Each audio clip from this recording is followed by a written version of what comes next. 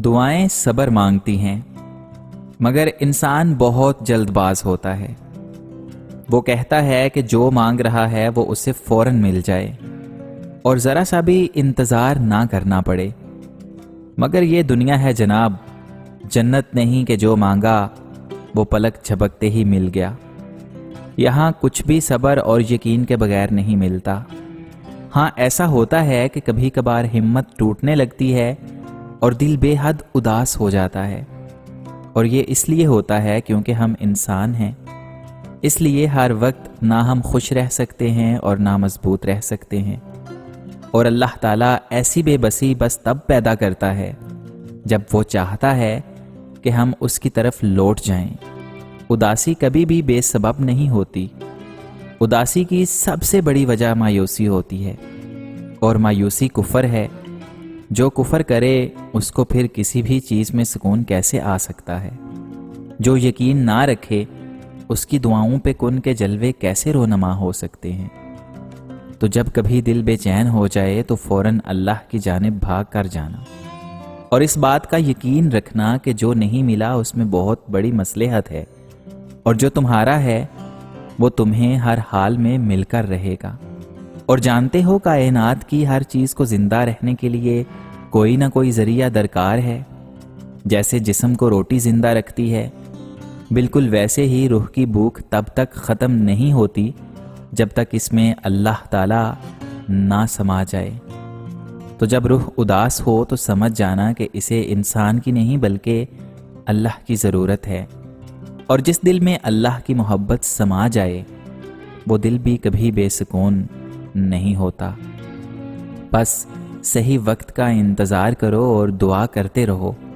مخلص دل سے نکلی ہوئی بس ایک دعا وقت، حالات، نصیب اور دل بدلنے کی طاقت رکھتی ہے۔ اور مت بھولنا کہ آپ کا صبر کبھی رائے گاں جائے گا۔ جیب میں پیسے ہونے کے باوجود بازار سے گزرتے ہوئے اپنی ذاتی خواہش پوری نہ کرنے والے کنجوس نہیں بلکہ باپ ہوتا ہے۔ ہمیشہ چار دیواری میں رہنے والی لڑکیوں کے عشق سے ڈرو، کیونکہ انہوں نے اپنی دنیا نہیں دیکھی ہوتی۔ وہ جسے چاہتی ہیں وہی ان کی دنیا ہوتا ہے۔ عورت نہ تو مرد کی امیری سے متاثر ہوتی ہے اور نہ ہی غریبی سے۔ وہ اس بات سے متاثر ہوتی ہے کہ مرد اسے کتنی عزت دیتا ہے۔ لوگ ہمارے اندر ہمارا دکھ تلاش نہیں کرتے، ان کو اس تماشے کی کھوج ہوتی ہے جو ہمارے ساتھ ہوا ہو۔ تتلی اپنے حسن کے باوجود ایک کیڑا ہے، اور اپنی بے رحمی کے باوجود ایک پھول ہے۔ اس لیے لوگوں کے ان کے ناموں اور شکلوں سے مت جانیے۔ کسی کی زندگی میں اس کے لیے زندہ رہنے کے اسباب پیدا کرنا اس کی قبر پر فاتحہ پڑھنے سے زیادہ افضل ہے۔ کوئی عورت 2 ٹکے کی نہیں ہوتی۔ ماں ہے تو جنت، بیوی ہے تو ہم سفر، بہن ہے تو غیرت، بیٹی ہے تو رحمت۔ سر جھکانے کی خوبصورتی بھی کمال کی ہوتی ہے۔ سجدہ زمین پر کرو تو دعائیں آسمان تک جاتی ہیں۔ ہمیشہ مسکراؤ، یہ دنیا تمہاری اداسی سے نہیں بدلے گی۔ تکلیفیں اگر تم پر مسلسل رہتی ہیں تو اس کا مطلب ہے کہ تم اللہ کی قربت میں ہو۔ جنازہ رہبری کرتا ہے پیچھے چلنے والوں کی، انہیں وہ راستہ دکھاتا ہے جو وہ بھول بیٹھے ہیں۔ کیجئے ہر بات پر صبر اور شکر، بہت حسین ہے خدا پر یقین کا سفر۔ اس قدر بھیڑ ہے فرشتوں کی، آدمی آدمی کو ترستا ہے۔ پھر یوں ہوا کہ ماں نے مجھے چوم کر کہا، قسمت خدا کے ہاتھ ہے تو غم زدہ نہ ہو۔ قرآن پاک کو تنہائی کا رفیق بنا لیں۔ اگر کسی دن قرآن پاک نہ پڑھ سکیں تو دوست کی طرح اس پر ہاتھ رکھ دیں کہ کل اچھی طرح ملیں گے، بہت سا وقت اکٹھے گزاریں گے۔ خالق سے دل لگا لیجئے، مخلوق وفا کے قابل نہیں رہی۔ کون کہتا ہے کہ اللہ تعالیٰ نظر نہیں آتا؟ ایک وہی تو نظر آتا ہے جب کوئی نظر نہیں آتا۔ بہترین پانے کے لیے بہترین بننا پڑتا ہے، کیونکہ پاک کو ہی پاکیزہ ملتا ہے۔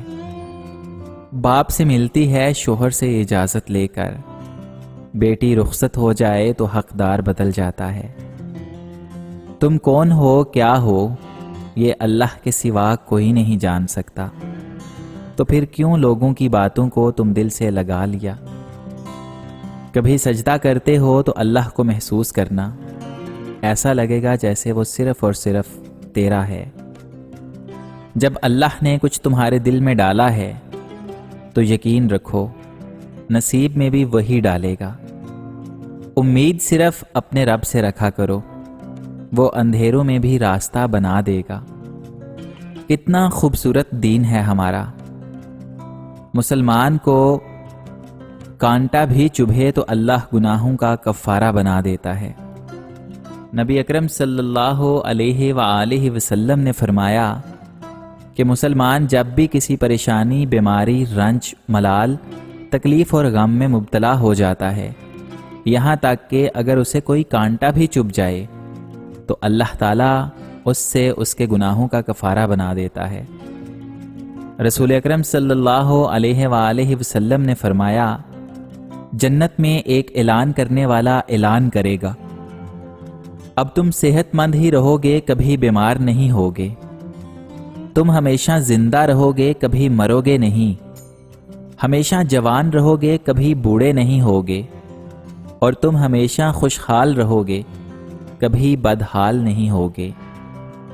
انسان بہت پیچیدہ مشین ہے، جتنا انسان خود اپنے آپ کو جانتا ہے اتنا کوئی دوسرا انسان اس کو نہیں جان سکتا۔